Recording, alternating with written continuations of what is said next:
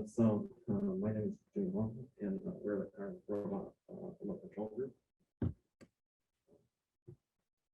So I'm Roman, that's Jimmy, and John is on vacation right now, so I can't be with us, but that's his name.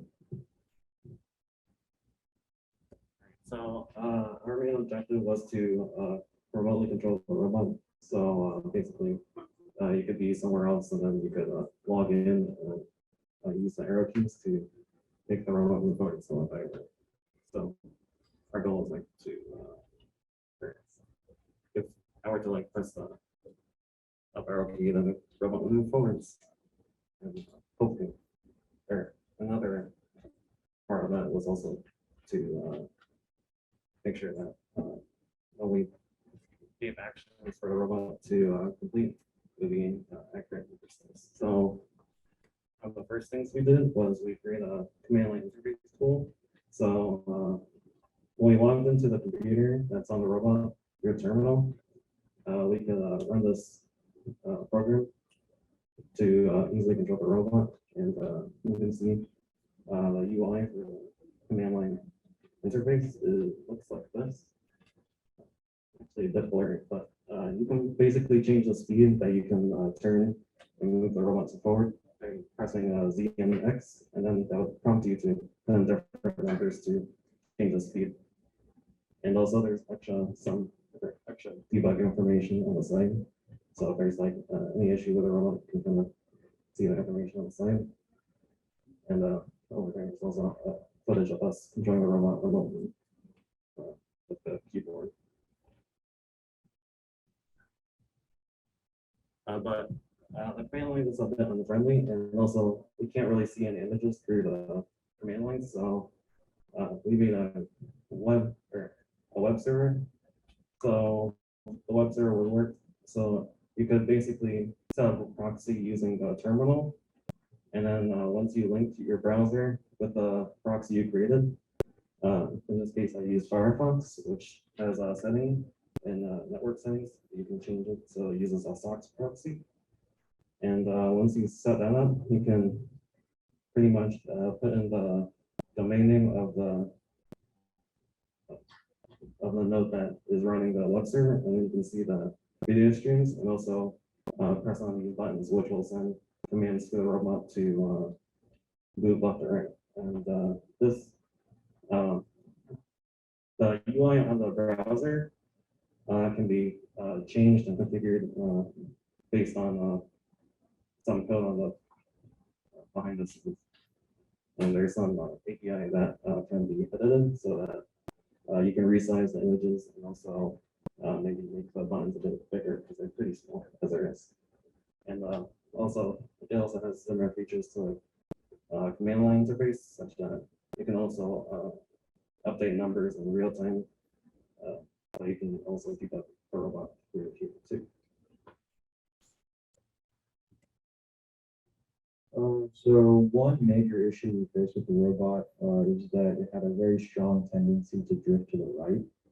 And as you can see here in this very slow GIF, the robot ends up pretty significantly to the right of where it started.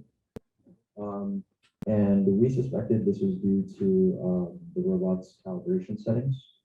And so the way we attempted to fix this was through a pretty simple experiment, as shown here. We connected a laser pointer to the robot and then drove it over a fixed distance. And then we marked how much we marked the laser's displacement over that distance. And in pretty much all of our trials, the displacement was to the right.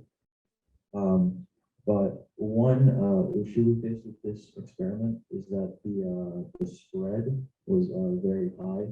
And so it would kind of like wind up in like random places.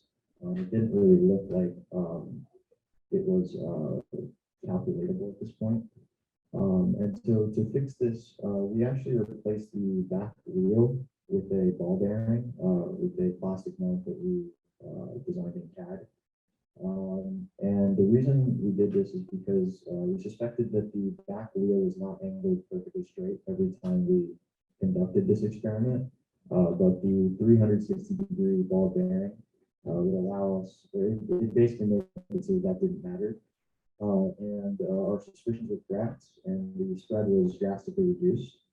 And we found through this that the robot's internal calibration setting of drift factor, the correct value for this is 10 to make the drift not skewed. And this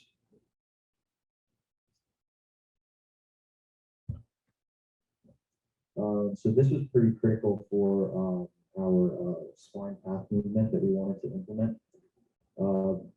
And this is because the spline path relied on extreme accuracy. If the robot was always drifting to the right, it would wind up in various different places. And basically what our spline path is it draws a smooth path between a set of points called waypoints. So as you can see here, there's waypoints here, here, here, here. And these waypoints are specified in their actual location, like the point, as well as their slope. And we created essentially a program that would allow the robot to follow these points by breaking up the distances into small segments that the robot could follow. And as you can see here in our simulation, the robot follows that pretty accurately, except at the end, it seems to make a sort of like figure 8 shape in perpetuity. And that's because we have not yet implemented a termination, but we believe that this should be pretty easy.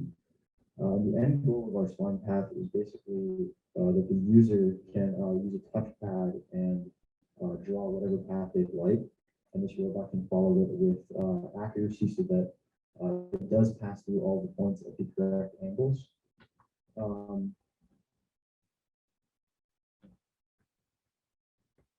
Any questions? Just a quick question.